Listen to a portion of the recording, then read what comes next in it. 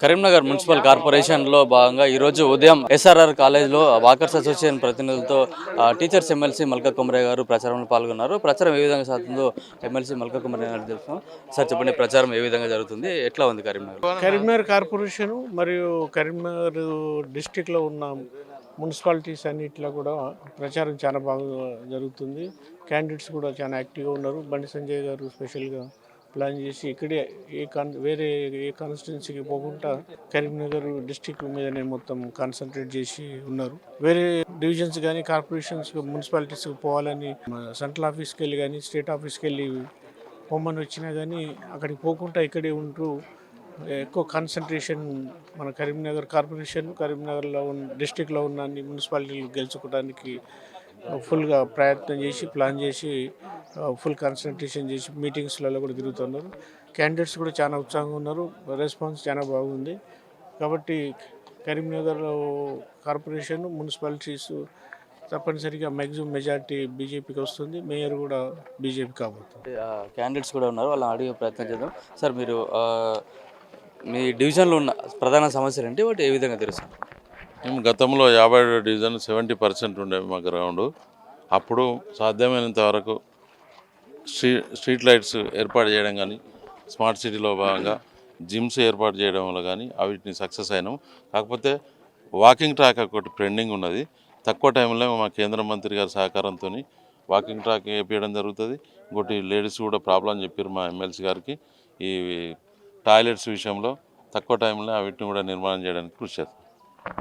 అంటే మీకు వంటల సత్యనారాయణ రెడ్డి 24 డివిజన్ నుంచి ఉన్నారు. సార్, మీకు కేంద్ర ప్రభుత్వం నుంచి రావాల్సిన నిధులు కూడా వచ్చినా కూడా కరీంనగర్ కూడా డెవలప్ అవుతలేదని కూడా చాలామంది చెప్తున్నారు. ఇక్కడ నిధులు వచ్చినాయి కానీ వెహికల్ ఉన్నంత మాత్రం డ్రైవింగ్ కూడా చేయాల్సిన పర్సన్ ఉండాలి కదా ఇక్కడ. అందుకే ప్రాపర్ పర్సన్ ఇప్పుడు ఎవరైతే ఉన్నారో బండి సంజయ్ కుమార్ గారికి ఇప్పుడు ఉన్నారు కాబట్టి కేంద్ర మంత్రి వర్యులు ఇక నుండి బుల్లెట్ వేగంతో నగరం అభివృద్ధి చెందుతుంది. అదేవిధంగా మేము ప్రాతినిధ్యం వహించే డివిజన్లు కూడా పెండింగ్ సమస్యలు ఏది ఉన్నా కూడా మాకు కూడా అవకాశం ఉంటుంది. అందుకే దయ ఉంచి నగర ప్రజలందరూ కూడా బీజేపీ అభ్యర్థులను గెలిపించాలి. అదేవిధంగా నా division 20 number 24 bank colony, Mehar Nagar area, Tulasinagar, Vasavi Nagar ఇవన్నీ కూడా నా పరిధిలోకి వస్తాయి. ఆ డివిజన్ పెద్దలకు ఒకటే విజ్ఞప్తి ఏందిగా అంటే డివిజన్ సంబంధించి ఏ సమస్యలు ఉన్నా కేంద్ర మంత్రి వర్యులు ఉన్నారు కాబట్టి మనం సమస్యలు పరిష్కరించడానికి అవకాశం ఎక్కువ ఉంటుంది. దాన్ని దృష్టిలో ఉంచుకొని నన్ను దీవించవలసిందిగా ఆశీర్వదించాలిగా నా డివిజన్ ప్రజలను కోరుతున్నా. చెప్పండి సార్, ఇప్పుడు ఎట్లా ఉంది కరీంనగర్లో? బీజేపీ ప్రచారం చాలా మంది చేస్తున్నారు కదా, ఎట్లా ఉంది డెవలప్మెంట్? కానీ మీకు ఎట్లాంటి డెవలప్మెంట్స్ కావాలి? బీజేపీ అయితే కొద్దిగా ఇలాప్లో అవుతుందని చెప్తాను. ఎక్కువ మా అన్నది అయితే నడుతుంది. నేను ఆ ఏరియాలో ఉంటా.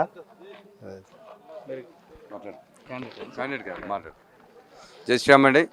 ఇక్కడ మొత్తం వాతావరణం కాషాయ వాతావరణం ఏర్పడింది కరీంనగర్లో. ఆల్రెడీ బీజేపీ మేయర్ పీఠం దక్కించుకుంటా అని చెప్పేసి దృఢ నిశ్చయంతో ఇక్కడ ఉన్న కార్యకర్తలు కానీ ఇక్కడ ఉన్న ప్రజలందరూ కూడా ఏకాభిప్రాయంతో ఉన్నారు. కంపల్సరీ మేయర్ పీఠం ఈసారి బీజేపీకి వస్తుంది. దీని మీద ప్రతి ఒక్క ఓటర్ దీని మీద కాన్సన్ట్రేట్ చేస్తున్నారు. ఈసారి మేయర్ పీఠం కంపల్సరీ దక్కుతుంది బండి సంజయ్ గారి నాయకత్వంలో. జై శ్రీరామ్, జై భారత్. నా పేరు పాదం శివరాజ్, 23వ డివిజన్ సీతారాంపూర్ అభ్యర్థి.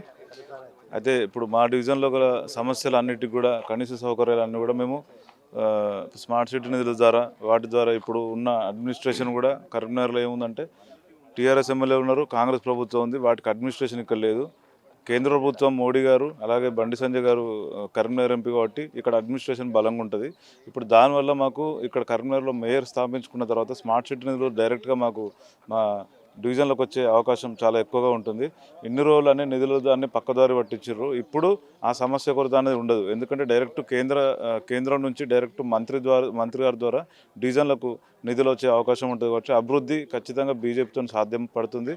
అట్లనే కరీంనగర్లో ఉన్నటువంటి వాతావరణం కూడా ఇప్పుడు మేయర్ కొట్టే అవకాశం చాలా బలంగా ఉంది. ప్రజలందరూ డిసైడ్ అయి ఉన్నారు ఆల్రెడీ. ఎన్ని ప్రలోభాలకు ఎన్ని చేసినా కూడా వాళ్ళు ఓటర్లు లొంగేలా కనిపించట్లేదు ఈసారి. అట్లనే మా సీతారాంపూర్కి సంబంధించి నేను గతంలో కూడా పోటీ చేసి స్వల్ప తేడాతో ఓడిపోవడం జరిగింది. అప్పటి నుంచి ఇప్పటివరకు కూడా ఏ రోజు కూడా ఇంట్లో కూర్చొని లేను. 6 సంవత్సరాల నుంచి కూడా నేను తిరుగుతూనే ఉన్నా, ప్రజల మధ్యలో ఉన్నా. అట్లనే భూ పోరాటాలు చేసిన, భూ కబ్జాలపై పోరాటాలు చేసిన, అట్లనే ప్రజా సమస్యలపై గలమెత్తిన. ప్రతిపక్ష పాత్ర ఖచ్చితంగా నేను ప్రజల మధ్యలో ఉండి పోషించిన అనమాట.